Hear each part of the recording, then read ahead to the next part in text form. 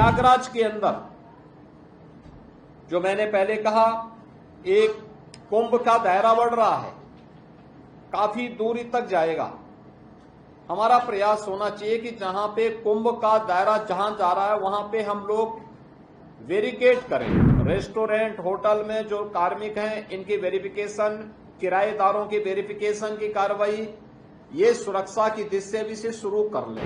Railway के साथ, civil aviation विभाग के साथ में, एनएचएआई के साथ में, भारत सरकार से जुड़ी हुई जितनी भी अन्य संस्थाएं हैं उन सब के साथ भी हमारा एक बेहतर तालमेल रहना चाहिए। 2019 में किए गए प्रयासों का परिणाम था कि यूनेस्को ने प्रयागराज कुंभ को मानवता की अमूर्त सांस्कृतिक धरोहर के रूप में मान्यता दी। हमारा प्रयास होना चाहिए कि फिर इस बार प्रयागराज कुंभ को वैश्विक स्तर पर इसी प्रकार की मान्यता प्राप्त हो। आज लोगो जारी हो गया है और मैं चाहूंगा कि सूचना विभाग मेला, प्रयागराज मेला प्राधिकरण के साथ मिलकर के सुनिश्चित करें कि एक तो उत्तर प्रदेश के अंदर हर जिला मुख्यालय पर,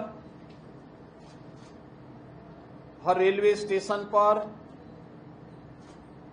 देश के हर एयरपोर्ट पर और अन्य प्राइम लोकेशन पर प्रयागराज महाकुंभ 2025 का ये लोगो अब वहां पर हमें डिस्प्ले करना चाहिए, ये आ जाना चाहिए। पॉजिटिव चर्चा को हम आगे बढ़ाएं,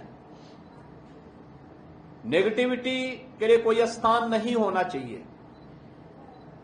याद रखना कि हमारे पास तैयारी 2019 से बड़ी है। बरसात 2019 की तुलना में 1 महीने आगे तक चली है, तो इसका मतलब हमारा कार्य 1 महीने बैक चल रहा है। इसको हमें अतिरिक्त मैन पावर देकर के इसको हमें व्यवस्थित रूप से आगे और समयबद्ध तरीके से आगे बढ़ा देना है।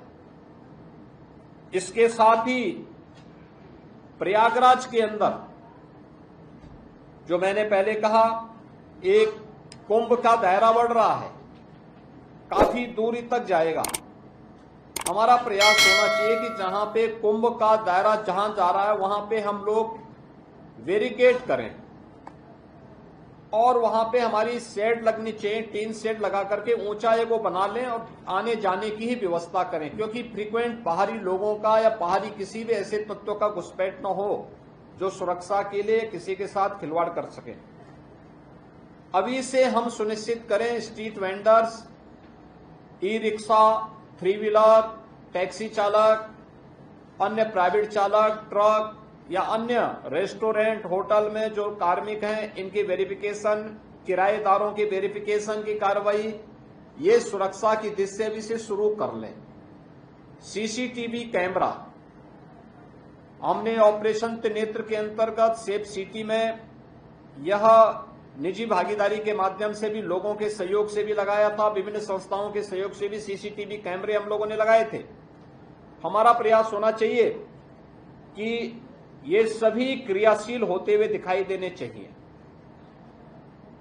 रेलवे के साथ, सिविल एविएशन विभाग के साथ में, एनएचएआई के साथ में, भारत सरकार से जुड़ी हुई जितनी भी अन्य संस्थाएं हैं उन सब के साथ भी हमारा एक बेहतर तालमेल रहना चाहिए। मुझे विश्वास है कि हमारे पास अभी समय है, कार्य व्यवस्थित रूप से आगे बढ़ रहा है।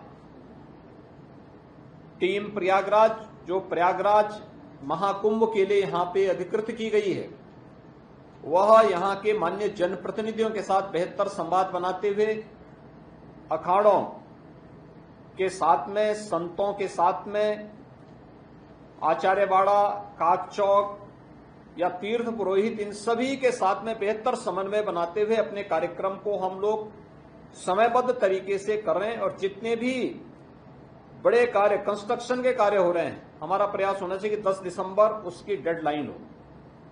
10 से 15 के बीच में हमारा प्रयास होगा कि हम प्रधानमंत्री जी को यहां आमंत्रित करके कुंभ मेले के लिए उनसे सभी परियोजनाओं का उद्घाटन आदि के बारे में उनके करकमलों से इसको संपन्न करवा करके इसकी शुभारंभ की घोषणा करवा दें। उसकी तैयारी अभी से हमारी होनी चाहिए। लेकिन मैं सभी विभागों से, चाहे वह भारत सरकार के विभाग हो या उत्तर प्रदेश सरकार से जुड़े हुए, उन सबसे मेरा आग्रह होगा कि जो उन्होंने डेडलाइन दी है उस पर उन्हें दिन रात लग करके मैन पावर बढ़ा, क्योंकि इधर पर्व और त्योहार पड़ेंगे। पर्व और त्योहार की बहुत पर्व और त्योहार आप मनाएं अतिरिक्त मान दे करके, लेकिन हमें व्यवस्थित रूप से इन सभी कार्यों को आगे बढ़ाना पड़ेगा और हर हाल में एक दिव्य और भव्य कुंभ के लिए, क्योंकि पिछली बार 2019 में किए गए प्रयासों का परिणाम था कि यूनेस्को ने प्रयागराज कुंभ को मानवता की अमूर्त सांस्कृतिक धरोहर के रूप में मान्यता दी।